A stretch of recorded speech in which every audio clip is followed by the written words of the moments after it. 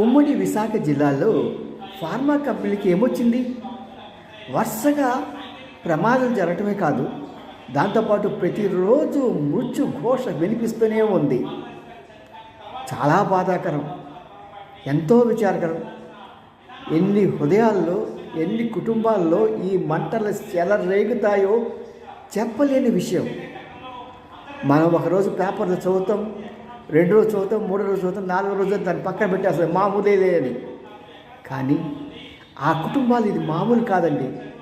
ఆ కుటుంబాలకి ఆధారంగా ఉన్న ఆ వ్యక్తులు లేకపోతే వీరి కుటుంబాలు ఎంత జీవచ్ఛవంలాగా పడి ఉంటాయో చెప్పనలవి కానిది, ఊహించనలవి కానిది.